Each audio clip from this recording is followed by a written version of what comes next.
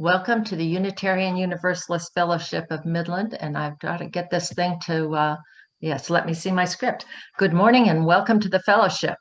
My name is Sarah Clavet, and I am the worship associate for this morning's service. If you haven't already, please type into the chat box who you are and who you've brought with you today. Unitarian Universalism is a welcoming and inclusive religion. It encourages us to keep open hearts and minds, because our own experience, conscience, and reason are the final authorities in religion. It affirms the inherent worth and dignity of every person, and that we are all connected to each other and the earth. If you are visiting us today, a special welcome to you. We appreciate you spending some of your Sunday morning with us. If you have any questions, please let us know in the chat box, by phone, or through our Facebook page. If you've been attending for some time and have come to feel that this is your spiritual home, and you are considering becoming a member of the fellowship, please contact our minister, Eric Severson, our office administrator, Wendy Altmeyer, or let us know of your interest in the chat box. If you have a chalice or candle at home and would like to join in our chalice lighting remotely, now would be a good time to get that ready. We are including joys and sorrows this morning, as we normally do during the service. You will want to find the participant icon to raise your hand for that. And we will move now to announcements. You will see them on your screen.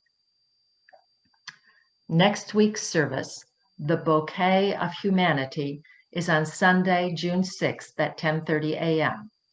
In the closing argument of Derek Chauvin's trial, prosecuting attorney Jerry Blackwell described witnesses as a bouquet of humanity. Join us in a special virtual flower communion service.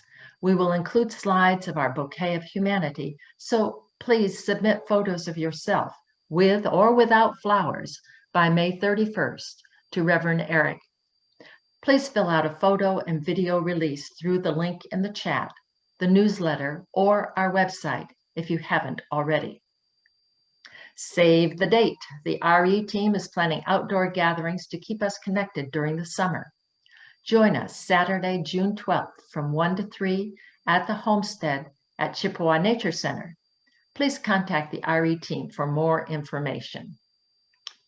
Please join us this afternoon in the fellowship parking lot for a free plant and book adoption event. Plan to set up at 12:30 if you're bringing something to share. If you're just browsing or adopting, please arrive around 1 p.m. Masks and social distancing are encouraged. Any questions? Please contact Ellen Severson. June is LGBTQ+ month. Great Lakes Bay Pride is hosting a virtual festival this year.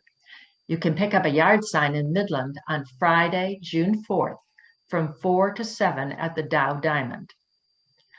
Last week, the board announced a building access update.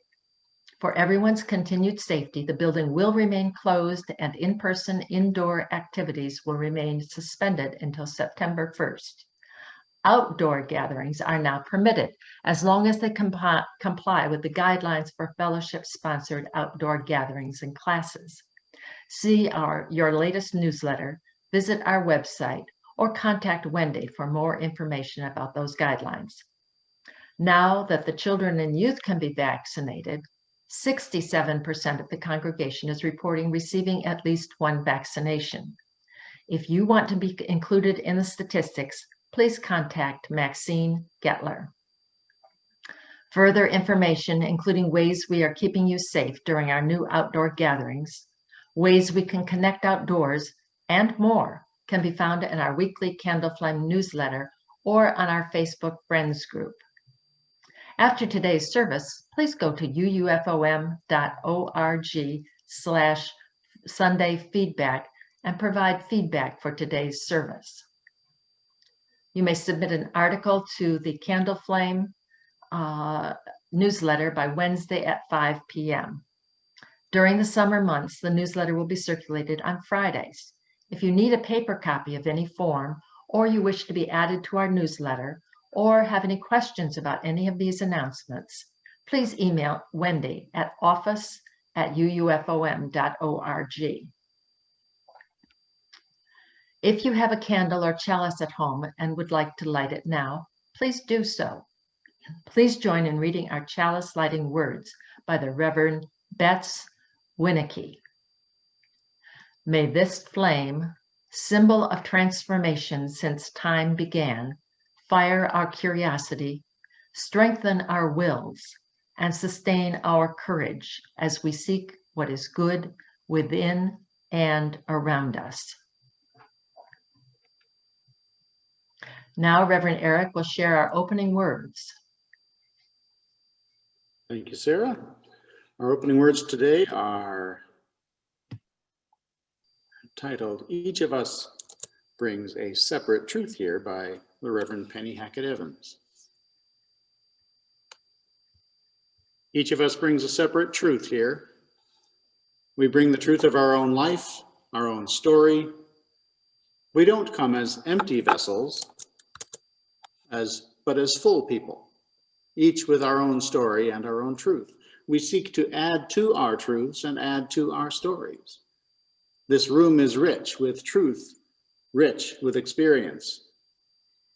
All manner of people are here, needy, joyful, frightened, anxious, bored. We all bring our truth with us. May we all recognize the truth and the story in our lives, in other lives. Let me say that again. May we all recognize the truth and the story in other lives than our own. May we hear and honor the truths that we all bring as we gather together. Together we have truths. Together we have a story. Together we have a community.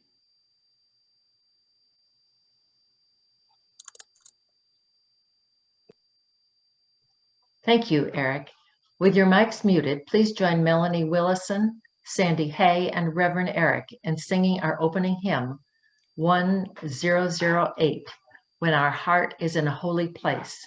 Words and music are by Joyce Poley, and the accompaniment is by Melanie.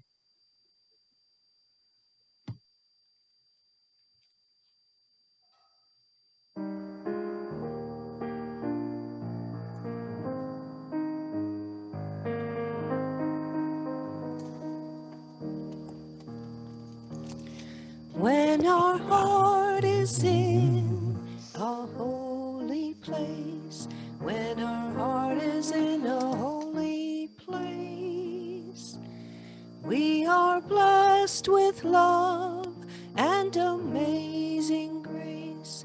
When our heart is in a holy place, when we trust the wisdom in each of us, every color, every creed and kind, and we see our faces in each other's eyes, then our heart is in a holy place.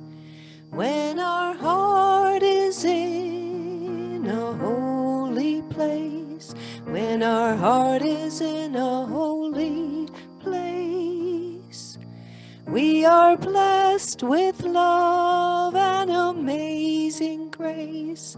When our heart is in a holy place.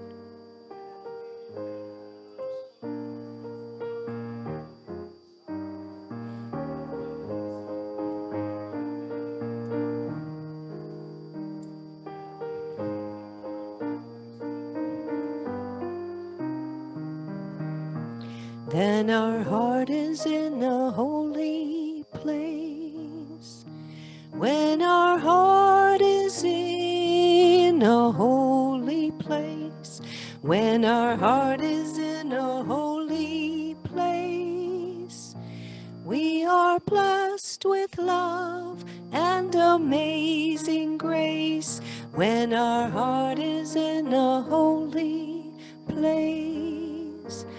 When we share the silence of sacred space, and the God of our heart stirs within, we feel the power of each other's faith, then our heart is in a holy place. When our heart is in a holy place, when our heart is in a holy place, we are blessed with love and amazing grace. When our heart is in a holy place, when our heart is in a holy place.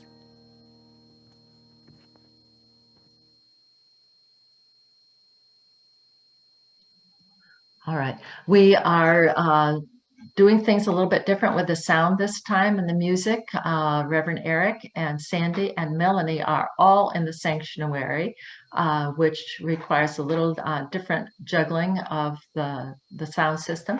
So we appreciate your grace as we work through that process. Now, Reverend Eric will share a time for all ages. I am sorry about that, and I'm really bummed that my mic was off. That's on me. Thank you, Melanie and Sandy. Thank you, Sarah. Our story today is Lemonade Adventure by the Reverend Naomi King. It talks about two boys, but it could just as well be about any two kids of any gender. Once there was, and once there wasn't, a town at the edge of the swamp in the sultry summer weather of far South Florida, between the alligators and the ocean. In this town, there were two amazing friends, Sam and Joseph. They were a lot alike. They liked the same foods, they liked the same books, they liked the same movies and music and games. They even liked the same class in school. Yes, they liked math, if you can believe such a thing. A lot of people do. But 2 weeks into summer vacation, Sam and Joseph were bored. Bored for supper, bored for lunch, bored for breakfast, and bored in between. Bored with books and bored with movies and bored with television. Bored with games and bored with music and bored with the internet. And definitely, oh, most definitely bored with each other. I'm bored, Sam said. I'm bored too, Joseph said. Why am I here with you? Sam asked. You're so boring. Why am I here with you? Joseph asked. You're so boring. But they were too bored to move away from each other. Each boy sighed. Sam grabbed another bag of chips and Joseph grabbed another fizzy drink, and they lay down on the floor, unable to open those chips or drink because the boredom prevented their fingers from moving. Then Joseph's father's car pulled up, and quick as a flash, the door was open, and Joseph's father shouted out quickly, "Hi boys, gotta run," but just dropping Grandpa Jeff off, or maybe it's Grandpa Jerry, one of the J grandpas. Gotta go, see you later, have fun y'all, bye.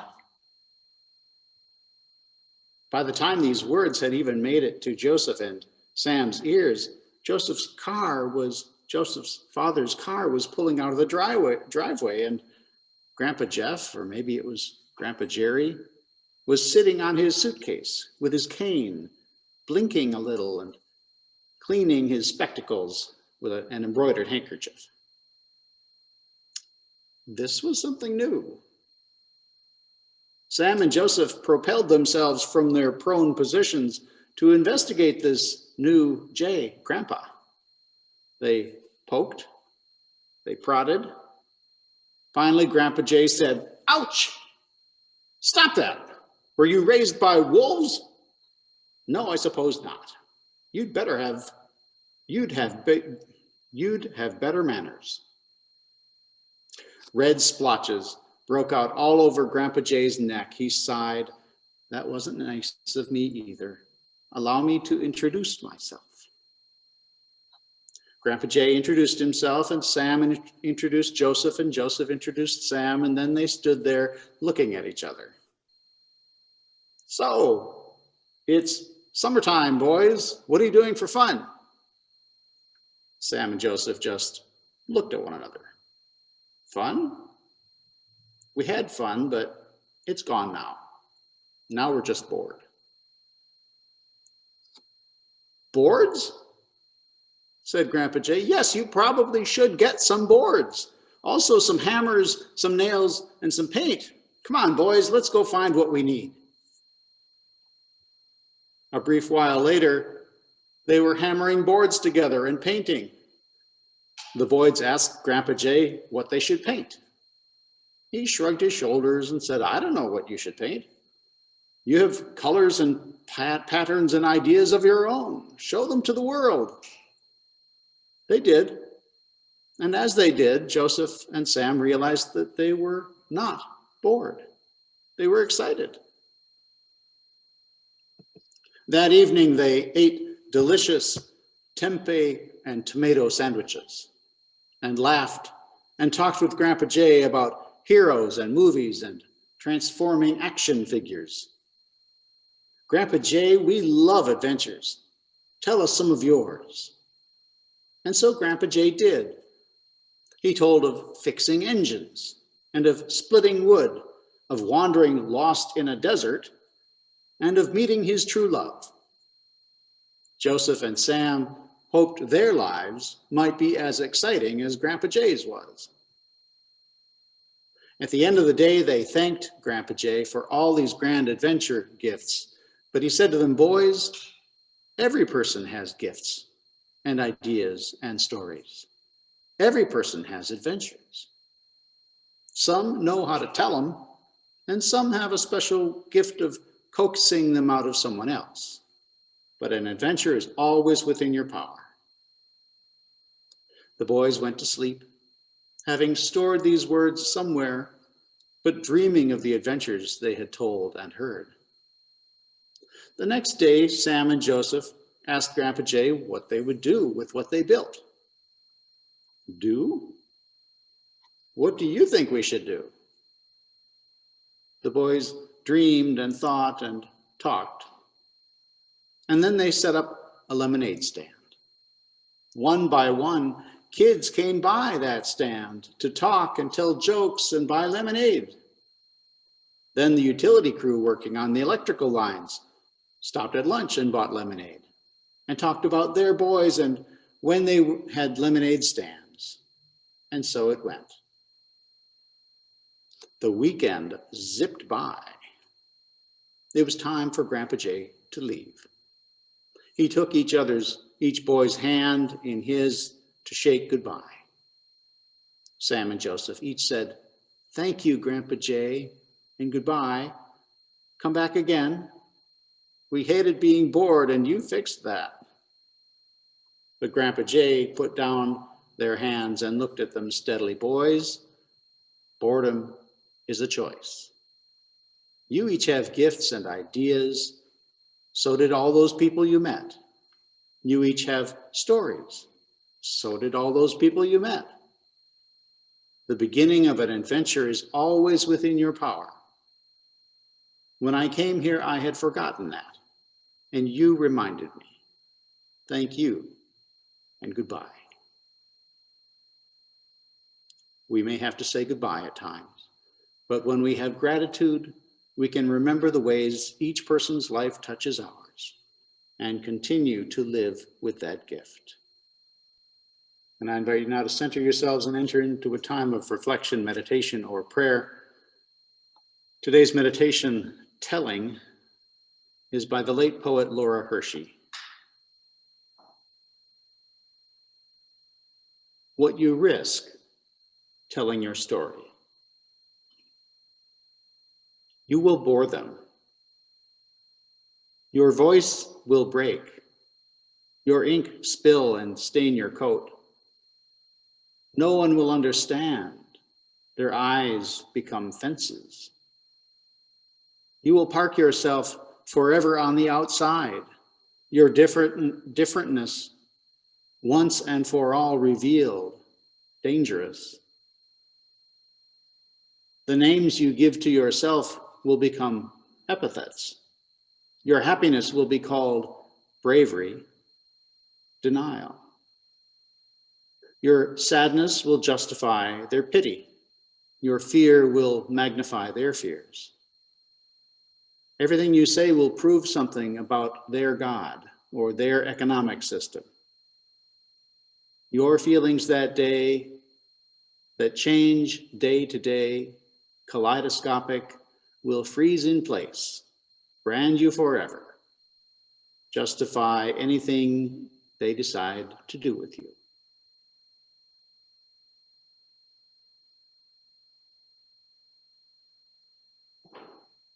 Sarah will share our reading for today.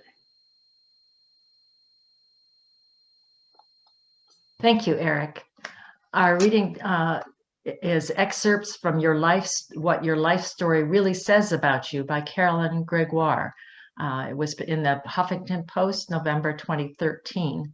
In this article, Gregoire draws on research in narrative psychology, which is an emerging field of study that examines how stories shape our lives and personalities. And she draws on the work of Dan McAdams, who is a Northwestern University psychology professor and author of The Redemptive Self, Stories Americans Live By.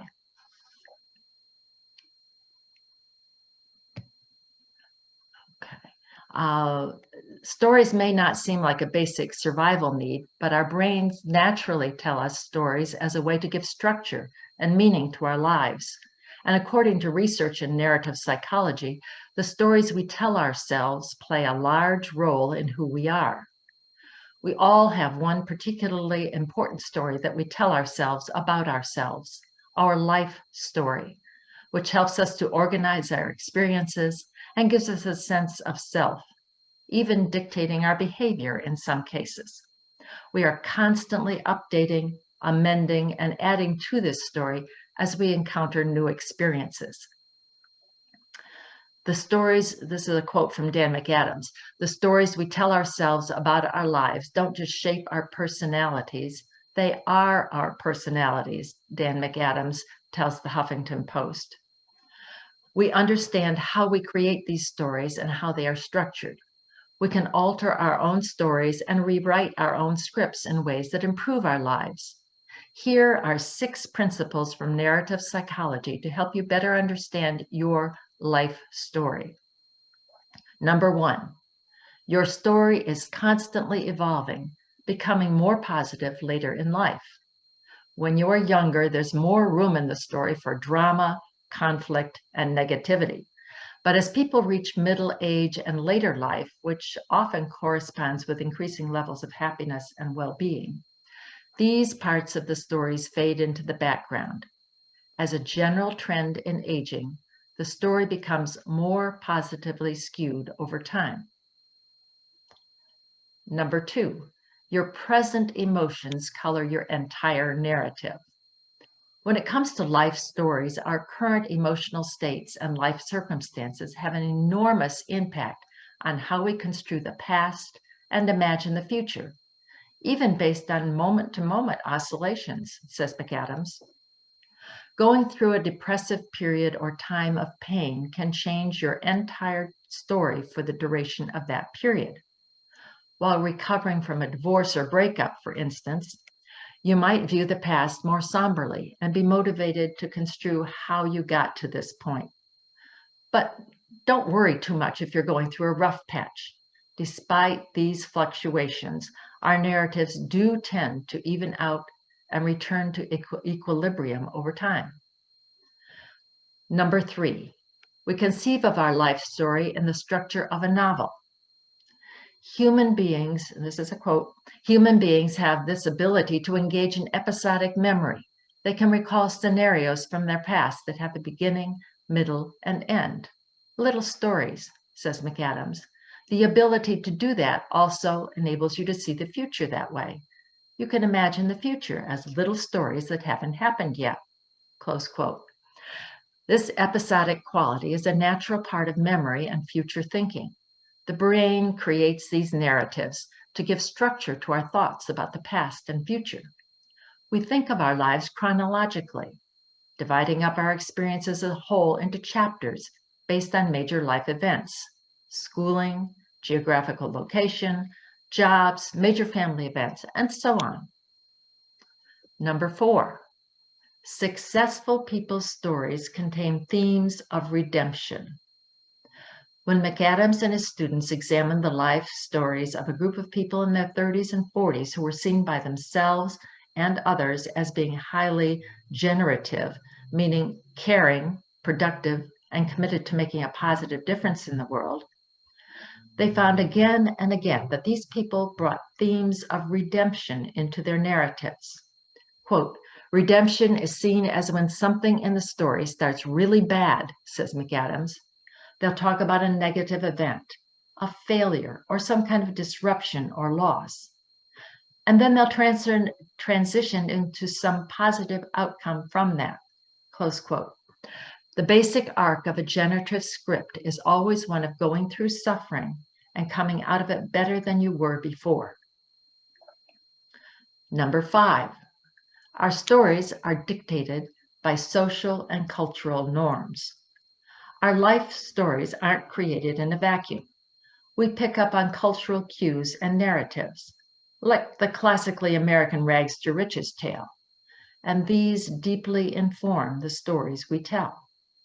Cultural themes and mythologies are used and appropriated, and we find ways to fit them into our own narratives. Number 6, you can take control of your own stories. Although these stories are largely determined by our cultures and personalities, we do have a degree of control over what we tell ourselves about our own lives. Even if we take themes from our society, we are the ones putting them together, and we have some conscious sense of doing so. Of course, looking on the bright side should also be balanced with a realistic perspective on the events of one's life. Asking the big questions about who we are and what our purpose in life might be, those questions we used to ask ourselves as teenagers and college students, are also important to shaping narrative identity, and taking the time to ask them can help us to take control over our own life stories. Now let us share in an interlude, Fifth Symphony, theme from the first movement by Ludwig van Beethoven, played for us today by Melanie.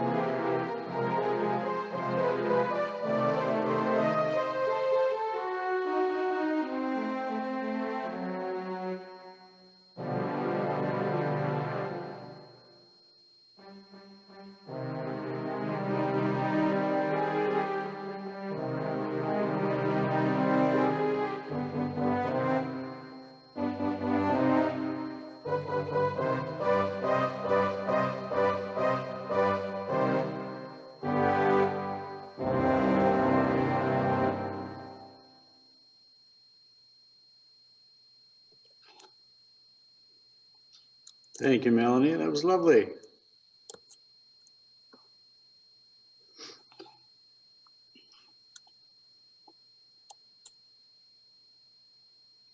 When I first embarked on the path of Unitarian Universalist ministry, one of my favorite discoveries was the occasional odyssey or life story. These were delivered by a senior, often retiring minister or religious educator to a gathered body of colleagues. This often happened at regional or national assemblies or professional conferences. These 4 or 5 experiences I had were strangely intimate for the dozens or hundreds of people in the rooms. Colleagues told fascinating, heartbreaking, inspiring stories about their callings, their struggles, and their triumphs. As if we were gathered around a campfire at night, these events always brought laughter and often tears of recognition and empathy. The Odysseys brought all those within earshot a little bit closer, certainly to the teller, but also to one another in the telling. It is one of the most compelling examples of telling our stories that I've experienced. Last week, I invited you to share your recollections of the flood of 2020. That continues to be an open invitation. We still would like to collect your thoughts and memories. Last week, we explored how stories connect us, how life forces can separate but also draw us closer, and how we make meaning by connecting through stories. We heard of how even though our stories may be broken, we might put them back together again even more beautifully with the help of friends. And we shared how brick by brick, story by story, we continue to build this community of love, justice, and faith. This week, we focus on how we might tell our stories. First, though, I want to recognize that tomorrow and Tuesday are the 100th anniversary of the Tulsa Massacre, when mobs of white residents attacked Black residents and burned the city's Greenwood district to the ground.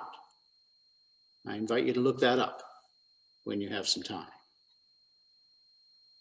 And tomorrow is also Memorial Day, of course, established initially in 1868 after the Civil War to observe the sacrifices of our military families.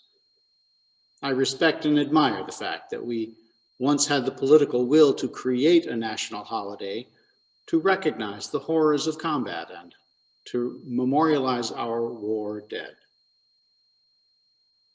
I am sad and angry, though, that our collective will now seems insufficient to stop a host of horrific developments in our time. Global climate change, a nationwide assault on democratic institutions, the wholesale disenfranchisement of persons of color, and the epidemic of gun violence in our country. The latest is the stockpiling of weapons and a mass shooting on Friday in San Jose, California. We seem content to leave the responsibility for reducing gun violence to nonprofits such as Moms Demand Action. Next Friday through Sunday is National Gun Violence Awareness Weekend, and I invite you to visit momsdemandaction.org to learn more. So these and many other messy and violent conflicts are part of our past and present national story. Closer to home, and on a lighter note, I was relieved to find today's affirming opening words by Reverend Hackett Evans, that each of us comes here not as empty vessels, but as full people, each with our own story and our own truth, always seeking to add to both. No matter if we are needy, joyful, frightened, anxious, or bored, she wrote, together we are rich with truth and experience. She invited us to recognize and honor the many truths in the life stories of others, not just our own. And she reminded us that together we share in building the story of our community. Human nature being what it is, the playing field is not level. Some of us struggle more than others against the effects of racism, classism, sexism, discrimination, resource inequity, and the social systems that perpetuate them. Sometimes it just isn't safe to tell our stories. But even when it is, many of us are still reluctant. The late poet Laura Hershey described the feeling of riskiness that many people feel, at the very least, that we might bore people or that they may not understand, that our voice will break, we'll spill ink on our clothes, that sharing our stories might mark us forever as different somehow, outside of the norm, that our happiness and sadness may be judged, or that our feelings will be frozen in place and will justify people's opinions or actions toward us.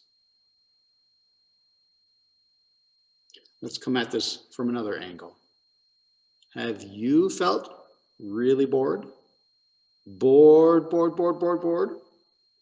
and then realized you weren't anymore? Reverend Naomi King's insightful story today told about Grandpa Jay, maybe Jeff, maybe Jerry, and how he helped Sam and Joseph overcome their boredom, but more importantly, their reluctance to express themselves. He did this by drawing out their stories and sharing his own. They built and painted a lemonade stand. You have colors and patterns and ideas of your own. Share them with the world, said Grandpa Jay. The visit was transformational. They realized they were no longer bored, but excited. They welcomed other children and adults to stop for lemonade, who in turn shared stories of their own. And when it was time for Grandpa Jay to leave, he shook their hands and said, "You each have gifts and ideas. So did all those people you met. You each have stories. So did all those people you met. And the beginning of an adventure is always within your power."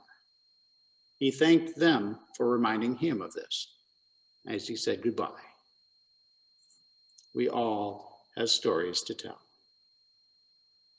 Returning to Laura Hershey's poem, she ended with, "Those with power can afford to tell their story or not. Those without power risk everything to tell their story and must. But the overwhelming reason to go ahead and tell our story is that it might liberate and encourage others. Someone somewhere will hear your story and decide to fight, to live, and refuse to compromise.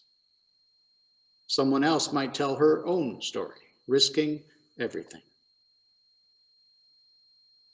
Stop for a moment and think about what it is you find compelling in other people's stories. Is it the details, the adversity they overcame, the lessons they learned, the personal agency they exercised? Examples of love or compassion, teamwork or collaboration? From any given personal conversation or book, what bits of wisdom are you glad to have come away with? And what are some examples? I am a very private person. Even with family members and colleagues, I've been identified as a person of few words. And as I say this, I'm imagining my wife, my child, and my sister hooting with laughter at what an understatement this is. Nevertheless, early in my formation as a minister, and after a considerable amount of time seeing a counselor, I overcame a fear of public speaking, not by imagining everyone in their underwear. I realized that there likely will be people in the congregation, even though there will be people in the congregation who know a great deal more about any given topic, only I can tell my story and give my perspective, and that this is true of everyone. I was motivated too, as I've mentioned before, by the fact that our children are looking to us as models of healthy living. So I realized that just as likely as experts and critics in the crowd, there also will be one or more people who hear and resonate with my story, and some for whom my message might hold deeper resonance, relevance, or meaning. And so it is with each of us. Someone may hear your story and decide to live and tell their own story. Earlier, we heard the words of Carolyn Gregoire, quoting psychologist Dan McAdams, outlining some of the concepts of narrative psychology. She shared with us that telling our life stories helps us organize our experiences and gives us a better sense of self. She gave us 6 principles based on research to help us understand our life story and perhaps feel more comfortable telling it. 1, that our story is constantly evolving, written in chalk, not in ink, as some might say, and that it tends to become more positive over time as we gain experience and perspective. 2, that our emotions, our present emotions, perhaps not surprisingly, can color our entire narrative. The tone of my story may be very different depending on whether I've experienced a recent joy or sorrow. 3, that we tend to think about our story in the structure of a novel with distinct chapters of our lives. I'm imagining all the milestones in my life as chapter headings: family of origin, schooling, partnering, parenting, ministry.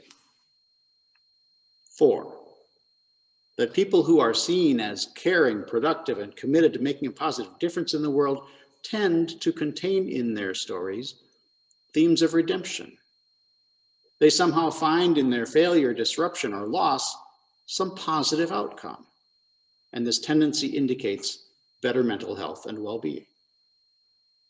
5, that our stories are dictated by social and cultural norms, but 6, that we can take control and alter our stories, rewriting our scripts in ways that improve our lives.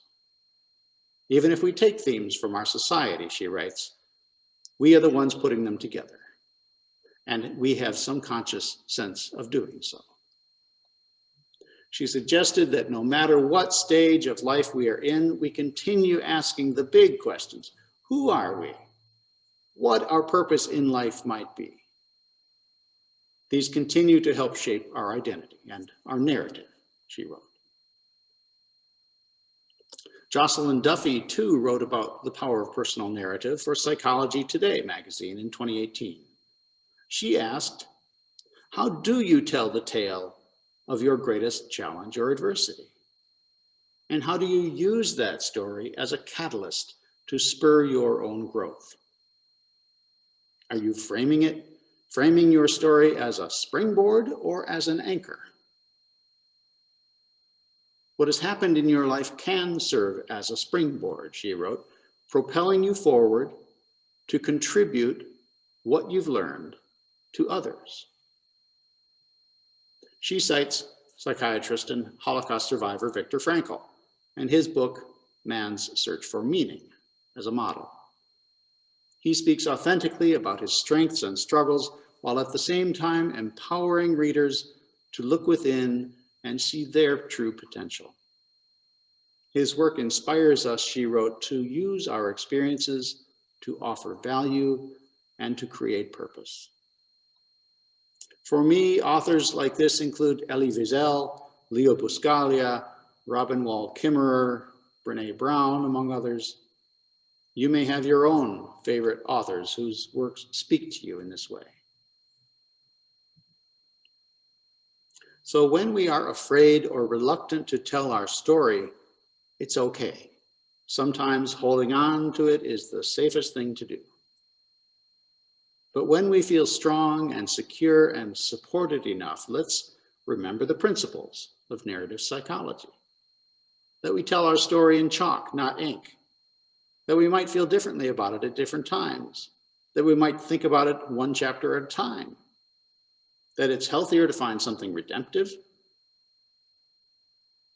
And that while we may be guided by social norms, we are in charge of our own story.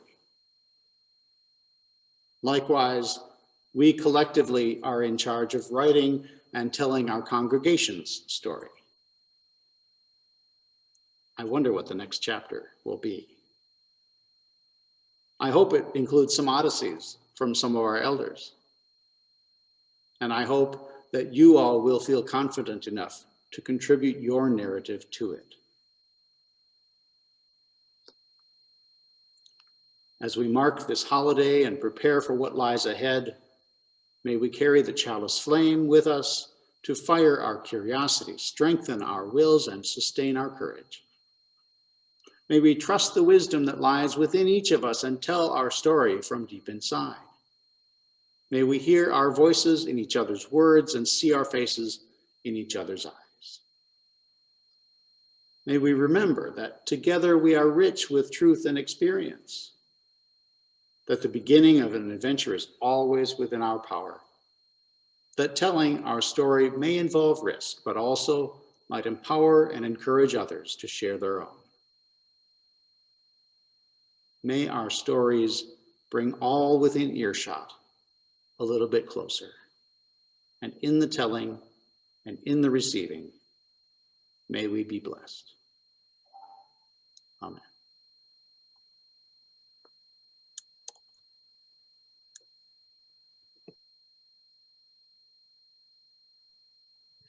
Thank you, Reverend Eric. We affirm the work of this fellowship and its mission with our time, talent, and treasure. We continue to rely on you paying your pledges and providing what you would otherwise drop in the collection plate. Please give as generously as you can, and may what you give bring you joy. Thank you for your generosity. Let's share now in an offertory. Voices of Spring by Johann Strauss Jr., played for us today by Melanie.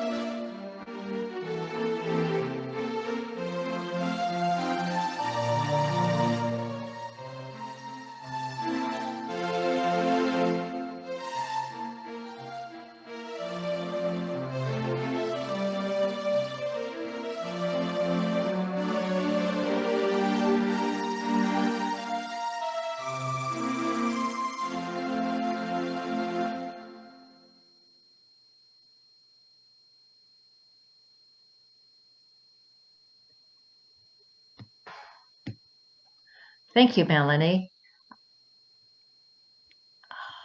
And wait a minute, where we go here? Okay. Now with your mics muted, please join Melanie, Sandy, and Reverend Eric in singing our closing hymn, number 346, Come Sing a Song With Me by Carolyn McDade.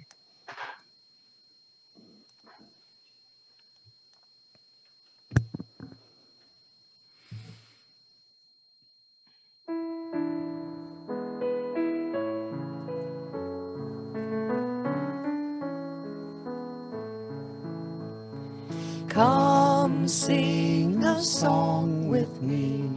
Come sing a song with me. Come sing a song with me, that I might know your mind. And I'll bring you hope when hope is hard to find. And I'll bring a song of love and a rose in the winter time. Come dream a dream with me. Come dream a dream with me. Come dream a dream with me, that I might know your mind. And I'll bring you hope when hope is hard to find. And I'll bring a song of love and a rose in the winter time. Come walk in rain with me. Come walk in rain with me. Come walk in rain with me, that I might know you're mine. And I'll bring you hope when hope is hard to find. And I'll bring a song of love and a rose in the winter time. Come share a rose with me. Come share a rose with me. Come share a rose with me, that I might know you're mine. And I'll bring you hope when hope is hard to find. And I'll bring a song of love and a rose in the winter time.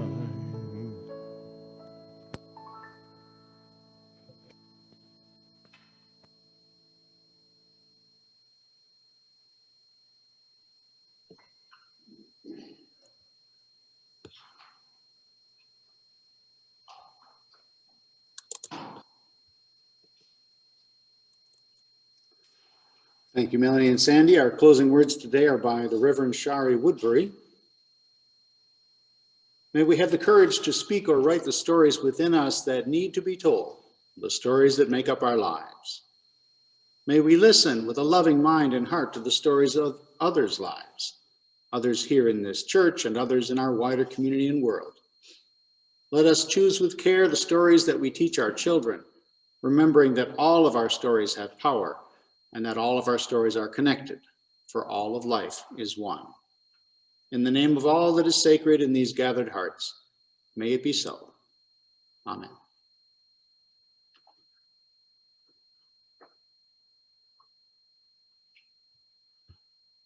Thank you to everyone who helped make this service possible today, and thank you all for joining us today. Following the postlude, we will have our virtual coffee hour. We invite you to stay to chat if you can. You may choose to stay in the main room and speak with the staff, the worship staff today. I will be out in the parking lot setting up for our event at 1 o'clock. So please join us for an in-person plant and book adoption here in the Fellowship's parking lot at 1 o'clock. If you're bringing items to give away, please arrive at 12:30. Thank you so much. Our musician today, Melanie, will now play a postlude titled Afternoon of a Faun by Claude Debussy. Please take this time of transition to continue to contemplate the experience we shared this morning, or if you need to take a break before returning to conversation. Whatever you may encounter in the coming week, please know that the love of our community goes with you. Until we're together again, many blessings.